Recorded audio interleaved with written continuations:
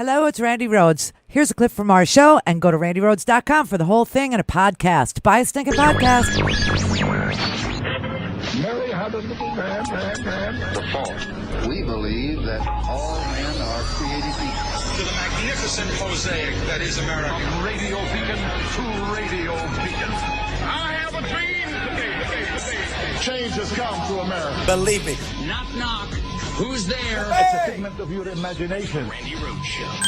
Turn up your mind. All things Randy at randyrhodes.com. Go for launch. Speaking truth to power, the Randi Rhodes Show.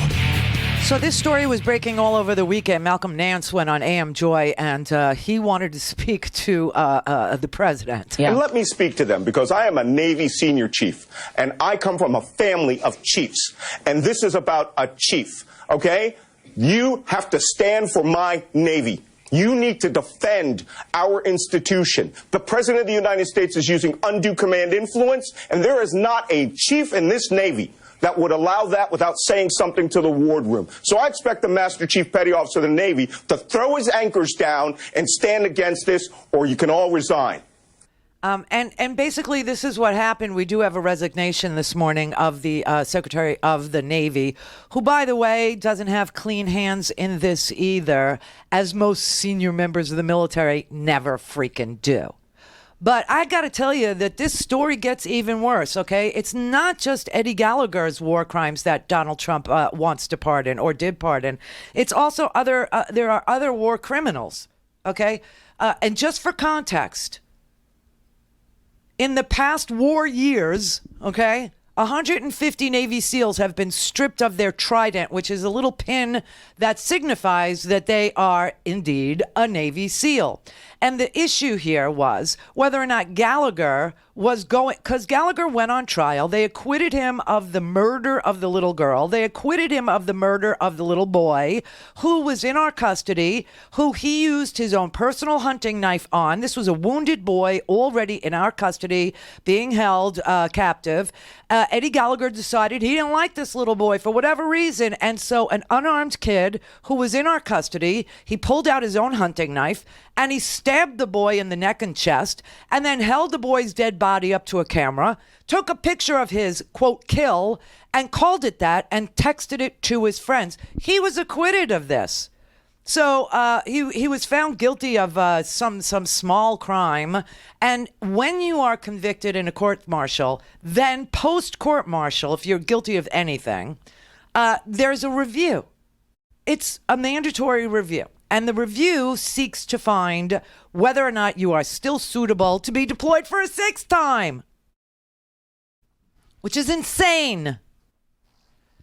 And during this review process, the President of the United States wanted to end it. He tweeted that they were not gonna, that this review, no matter what they found, the president was going to give him his trident pin and he wasn't going to remove him from the Navy. He was going to remain active duty. That's the way he wanted it, by tweet.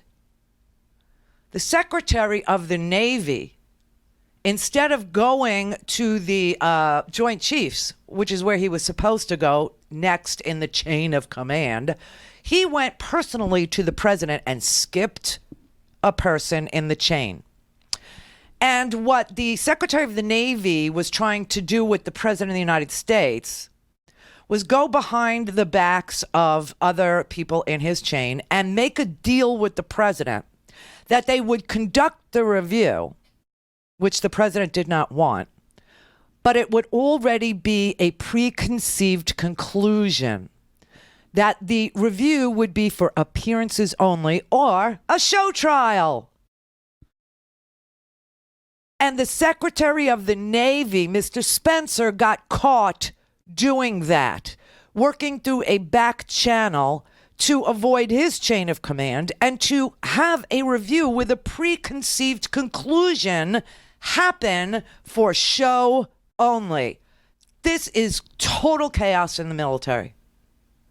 Total freaking chaos. That you would have the Secretary of the Navy believe that he has to somehow go to the President of the United States and get the President to sign off on a show trial because the President has already signed off on this man's innocence and this man's staying in the military and no review. And even though it's Navy protocol, it's just standard operating procedure, which everybody in the military knows what SOP is, right?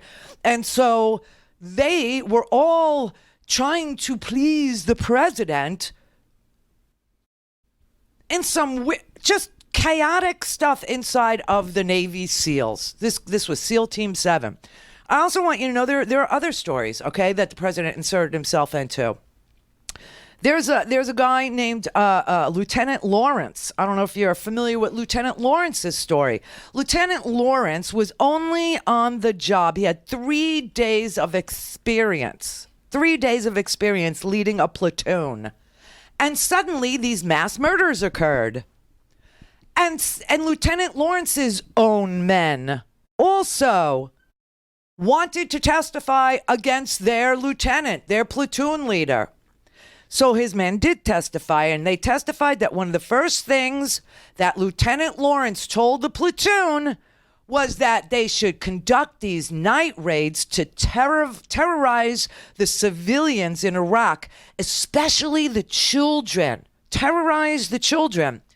So one of his men told Lieutenant Lawrence that there were 3 men on a motorcycle about 200 yards away, and he should be cognizant of the fact that there were men on a motorcycle nearby.